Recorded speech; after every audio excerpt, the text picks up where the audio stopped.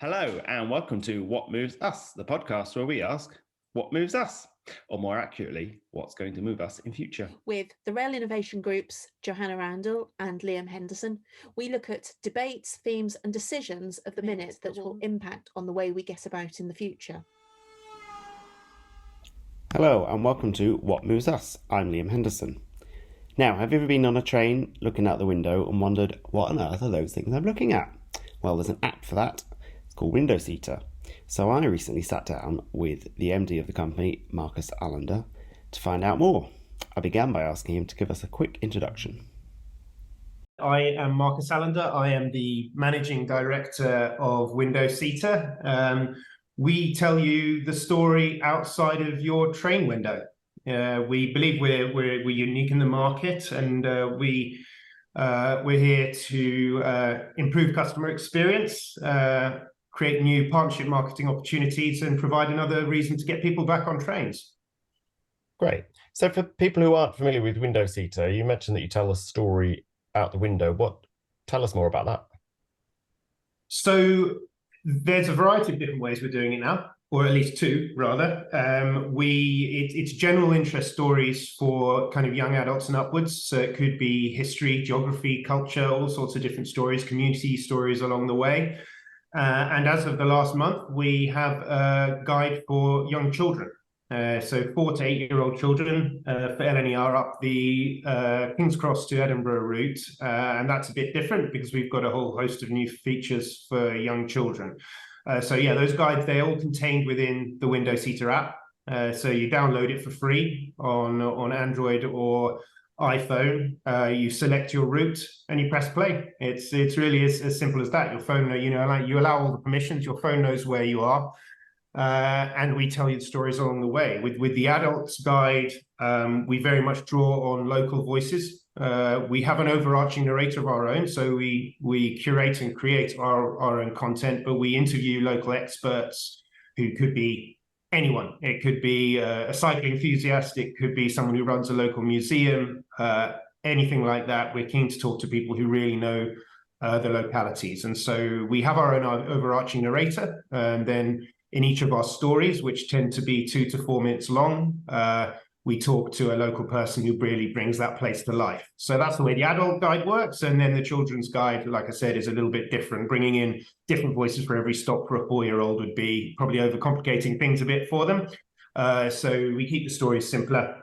And we have a lovely map, especially for young children. We have talking goose, Gail the Goose, who takes you through the story, and she's lost her hat. So in the gamification element, you have to play quizzes to get her hats back. So it's a different thing, but all contained within the app.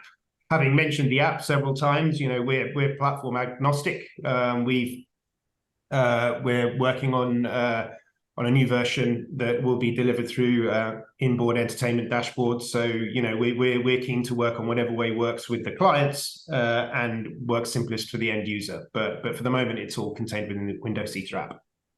Right.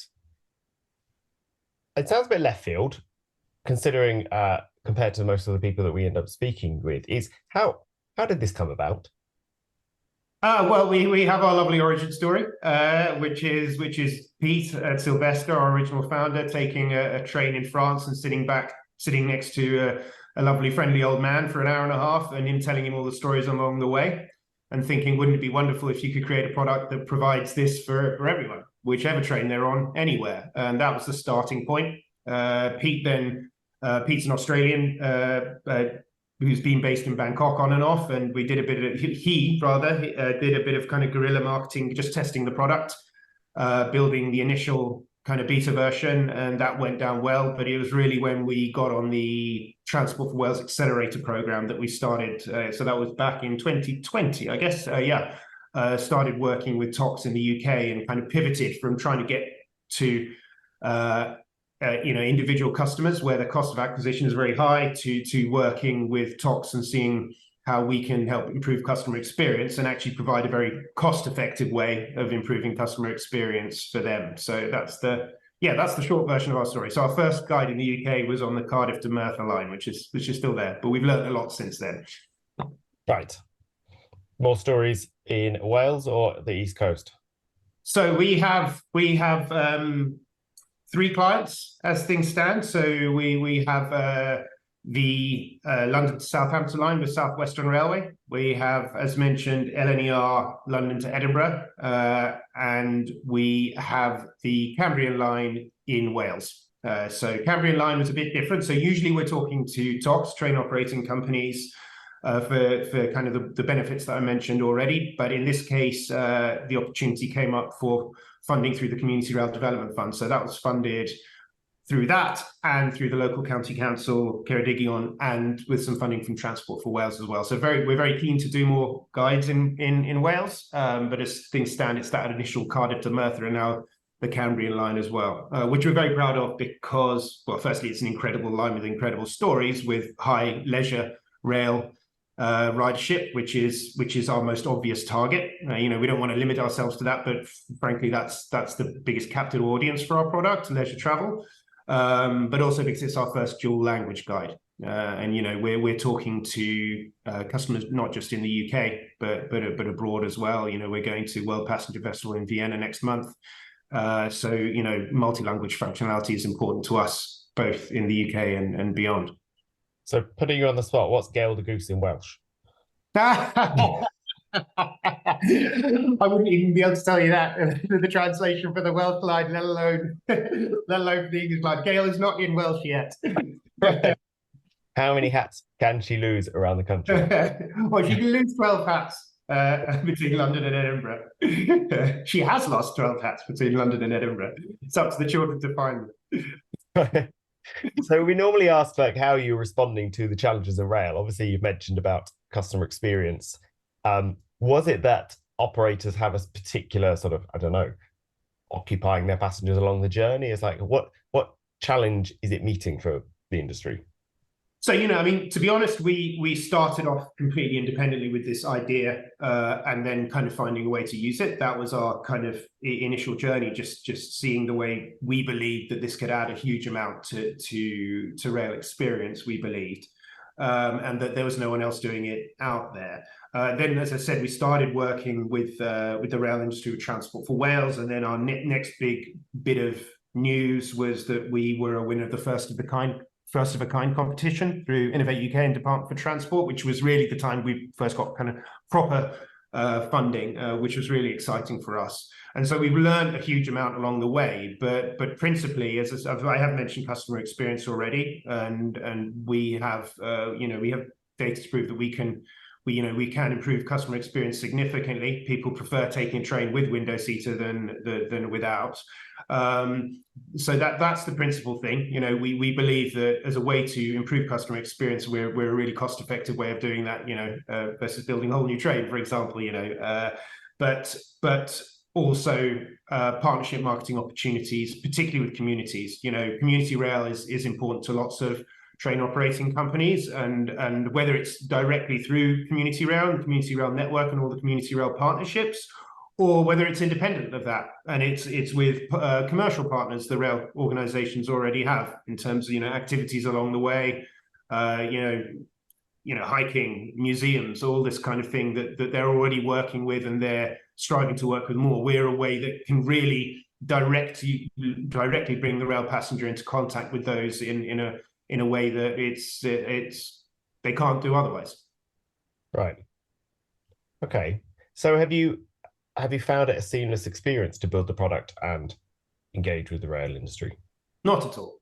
That might be an posed question, but no. I mean, what I'd say is it's we're all relatively new to the rail industry at Window Seater. We certainly were completely new to it before we started working on this. I'm definitely Window Seater's resident rail nerd, so I'm the right person to be on this podcast from the team. But no, I've on one hand, we've found it a receptive industry,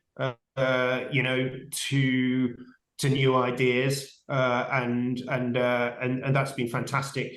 Honestly, when I started reaching out to people about it in the first place, 3 years ago, I guess 2 years ago, it was extraordinary, the response. People were really, I think 70-80% of the people I reached out to in the UK from a cold email got back to me, which is amazing. So that shows that there's receptiveness to it, but it's a slow moving industry. So we everybody always wants to move faster. We remain a relatively early stage and small startup. So the fact that these conversations take, you're hoping it'll take a month or two, and it takes a year or two is something that we've just had to deal with. And also the fact that train operating companies work very differently to each other. There are different ownership structures, there are different levels of management, there are different sizes. And sometimes we're talking to innovation teams, sometimes we're talking to marketing teams, sometimes we're talking to CX teams. So that means that what's expected of us and and the way the conversations work is varies a lot. Right. But you've obviously progressed through, so good. Yes, no, it's good. You always want more, and we're largely in a position where we're doing paid proof of concepts, and we're excited to be doing lots of those. We've got to mention the clients we have already. We're in conversations with many people. We are launching a guide with Grand Central in December, so that's going ahead. That's our first kind of full network, which we're excited about. And yeah, more in the pipeline. Hopefully, more to confirm soon. But these are kind of the first step, and we're in a position where we want to be taking the second and third steps. But no, we're in a very exciting place at the moment. Great. And just generally. I guess this is more for you to say than for me to say, but I feel like there's a bit of a buzz growing about Windows CETA, and the more people I talk to, the more people have already heard of Windows CETA, which is both a nice compliment and quite helpful in terms of starting conversations. Oh, absolutely, yes. It's more the fact that you always want to go up to somebody who's bored on the train, but you should try this app. Just look out the window, listen to the stories. Depending where you are. It's interesting because we've got all these early stage projects on the go, but the proposition, our fundamental product, the underlying product of getting people looking outside of the train window and engaging with the environment and therefore having a better experience on the train doesn't change. But we started with this grown-ups guide, for want of a better phrase, and with the children's guide, the need is very different. We've always kind of we're still in the process of kind of cracking the nut of how you get people to download and use the guide. It's one thing having lots of interest, but we want, hundreds of thousands rather than thousands of users, or millions even. And we believe the market's sure it's out there. But with adults, it's very much a question of adding value, and how much value you can add. Whereas with the children's guide, it can save you from going mad. It can save an adult from going mad. So the need is arguably more critical. So long as the kids have got headphones in and don't play the. Well, yes, but that's up to the user to sort out. Do you have to put any different thought into whether it's like I'm guessing East Coast people are on the train for at least an hour or two, whereas probably London, Southampton, it's a shorter journey. Do you have to curate different types of stories or different lengths of stories? The straightforward answer is yes. And we did a kind of pilot study when we were talking to South Western Railway about the Island line, which of course is very much leisure and has lots of fun stories along the way, and it's compacted. We did the Severn Beach line when we're working on the first of a kind project in the kind of GWR region, and there's so much to pack in there in a short space of time that it's a different challenge to the Cambrian line or the London to Edinburgh line, where you've got a lot more breathing space. But what doesn't tend to change is the length of the story. We're very much looking at kind of, you have bite-sized chunks. We're not a long podcast. Some podcasts go an hour and a half, 2 hours, which is fine, and I listen to them myself. But that's not what we're doing. We're very much geolocated. Here's your short story succinctly. And then if you're interested in it, then there are lots of things you can do. You could talk to your friends if you're traveling with friends, or we have what we call experiences. Again, this is in the adult guide, where we've got onward reading related to the stories. So that's the fundamental structure doesn't change, but our challenge of creating the content and the way we pack it in, yeah, that changes a lot. But the user experience, yeah, shouldn't change too much depending on the line. And do you need to have signal at the point where you're geolocated to that story, or do they sort of download in advance? So when you select your guide, individual guide, it automatically downloads. Obviously, you have to allow all the permissions. It tells you you're doing so, and then because if we have to have the content downloadable. Otherwise, obviously, with patchy mobile internet and patchy onboard Wi-Fi, it has to be on your phone. But yeah, you select your route, and then it downloads the content for that route. Just if you're in a remote village in Wales with a tiny platform that's 1 carriage long, you might have to wait till the next stop to download it if you hadn't heard about it before. So in an ideal window seater user experience, you download it before you started your train journey. And is there any way you'd really like to do a window seater but before? The thing is, it's a tricky one because the Cambrian line is absolutely stunning. It really, I'm not just saying this because we're working with them. It like start to end, it is absolutely beautiful. But I always kind of have the kind of story of Derby in my head, and without meaning to be too mean about the place, when you take the train into it, it doesn't seem all that, but the amount of stories that you have in that concentrated area, with the history of the railways, with the history of the one of the founding clubs of the Football League, Pride Park, or there's just so much to talk about in an area. So we're always keen to uncover the stories that aren't obvious. And if there's a castle there, and there are lots of castles there on the Cambrian line, of course we'll talk about them because it's interesting. But it's arguably even more exciting to surprise people with a story that they didn't know was there. The reason I mention that is we're keen to find the stories of all the lines. Although I will admit that there are lots of areas we're looking at, and luxury travel is one of them, and that's a very different thing again. And if we were able to get a free £20,000 ticket on the Orient Express to research that line, that I wouldn't mind that too much. You wouldn't mind the research trip. Okay. Yeah. Is there anything that has surprised you on this journey? Excuse the pun. On this journey of developing a product in rail. I'd been thinking about that, and it's difficult to say. I think I mentioned already how differently different train operating companies work, and I can only really repeat for myself from what I said before, which was kind of the answer to the question you used there. Is that big kind of, it's not tension, but the divergence between the embracing of innovation and there being pretty much at every talk I've spoken to someone whose job it is to lead innovation and push things forward, which is fantastic. It's great that that's across the industry, but the way that pulls against the slow moving nature of the industry is something, I don't know if surprise is quite the right word, but it's certainly one thing that I had no idea about before, and that those two things would be happening alongside each other, and kind of learning how to deal with that. Still very much learning how to deal with that, but that's a kind of, like, I'd say a big learning that I've had over the last year or two. Right. Okay. Learning exercise. What would you ask? Well, I guess, I don't know. If you had an ask of industry, what would that be, other than to solve that problem?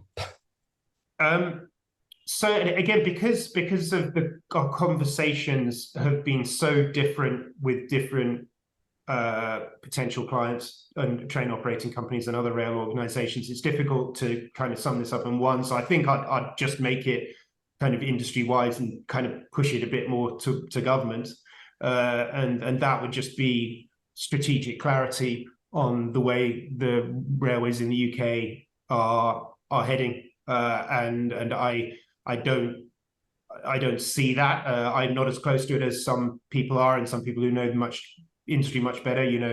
We're members of Rail Innovation Group. We're members of RIA. I try and keep my ear to the ground as much as I can, but I don't really understand whether the Conservatives or Labour really know where the industry's heading more broadly, and I think that's the one very big ask I would have.